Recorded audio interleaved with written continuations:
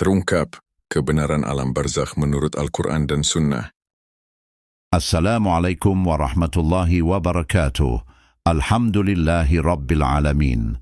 Segala puji hanya milik Allah Subhanahu wa ta'ala. Syalawat dan salam semoga senantiasa tercurah kepada Nabi Muhammad, keluarga beliau, para sahabat, dan seluruh pengikut beliau hingga hari kiamat. Saudaraku, kaum muslimin yang dirahmati Allah, setiap manusia pasti akan menghadapi kematian. Tidak ada seorang pun yang mampu menghindarinya. Namun, setelah seseorang meninggal dunia, muncul berbagai pertanyaan yang sering menjadi perbincangan. Benarkah orang yang telah meninggal bisa kembali ke dunia? Apakah arwah bergentayangan di rumahnya? Benarkah ruh dapat bereinkarnasi menjadi manusia lain? Apakah orang yang sudah meninggal dapat mendengar percakapan kita? Dan apakah mereka mengetahui ketika anak, keluarga, atau kerabat datang menziarahi serta mendoakan mereka? Sayangnya, banyak jawaban yang berkembang di masyarakat bersumber dari cerita turun-temurun, pengalaman mistis, filem, atau kepercayaan tertentu. Padahal semua itu termasuk perkara gaib. Dalam Islam, perkara gaib hanya boleh dijelaskan berdasarkan Al-Quran, sunnah Nabi yang sahih, dan pemahaman para sahabat serta ulama salaf. Pertama, apakah orang yang telah meninggal dapat kembali ke dunia? Jawabannya adalah tidak. Allah Subhanahu wa ta'ala berfirman dalam surah Al-Mu'minun, ayat 99 dan 100. Bahwa ketika kematian datang, orang yang berdosa meminta agar dikembalikan ke dunia untuk beramal saleh. Namun Allah menjawab, sekali-kali tidak. Di hadapan mereka terdapat alam barzakh hingga hari kebangkitan. Ayat ini merupakan dalil yang sangat jelas bahwa setelah kematian, manusia memasuki alam barzakh. Tidak ada kesempatan kedua untuk kembali menjalani kehidupan dunia. Kedua, benarkah arwah bergentayangan? Al-Quran maupun hadis sahih tidak pernah mengajarkan bahwa ruh orang beriman atau orang kafir bebas berkeliaran di dunia. Ruh berada di alam barzakh sesuai dengan ketetapan Allah. Ruh orang beriman memperoleh kenikmatan sesuai kehendak Allah, sedangkan orang yang durhaka mendapatkan azab sesuai keadilannya. Karena itu, keyakinan bahwa arwah pulang ke rumah, meminta makanan, atau gentayangan pada waktu-waktu tertentu tidak memiliki dasar yang sahih.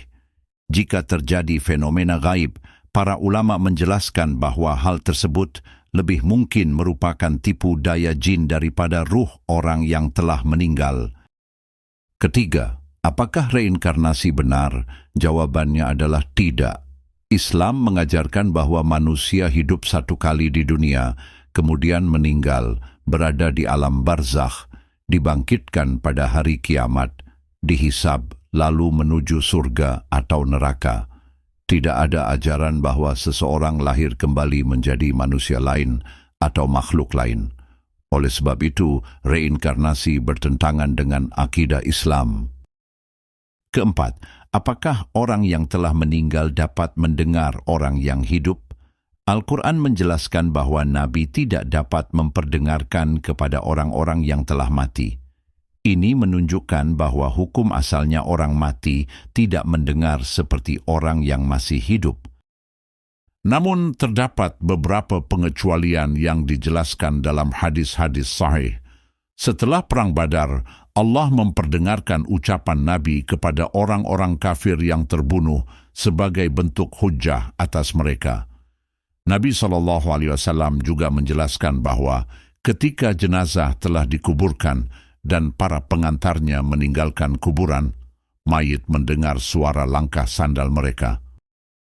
Pengecualian ini tidak boleh digeneralisasi menjadi keyakinan bahwa semua orang mati mendengar seluruh percakapan manusia setiap saat.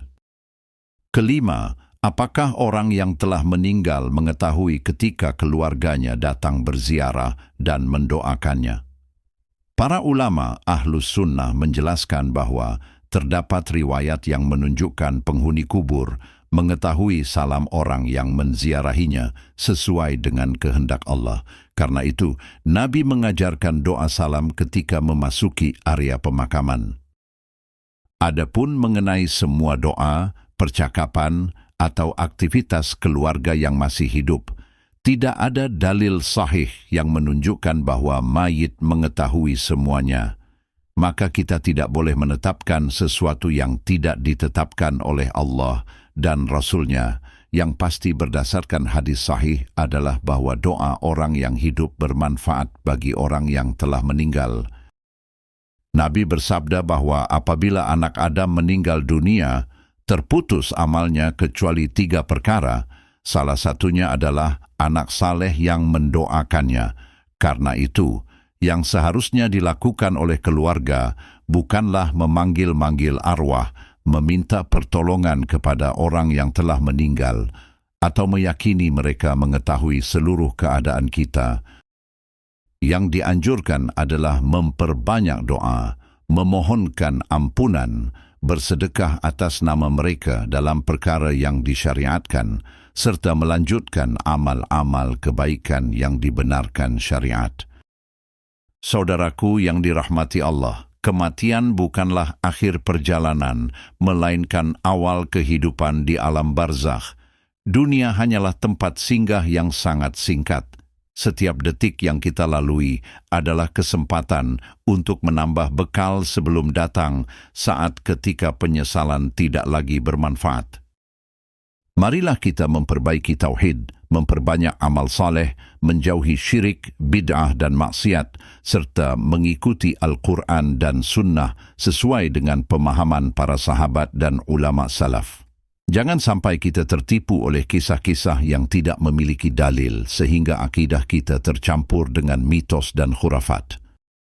Semoga Allah Subhanahu wa Ta'ala memberikan kepada kita ilmu yang bermanfaat, keistiqamahan di atas tauhid dan sunnah, mengaruniakan husnul khatimah, melapangkan kubur kita, menjadikannya salah satu taman dari taman-taman surga, dan mengumpulkan kita bersama Nabi Muhammad, para sahabat, para syuhada, dan orang-orang saleh di surga Firdaus yang tertinggi. Wassalamualaikum warahmatullahi wabarakatuh.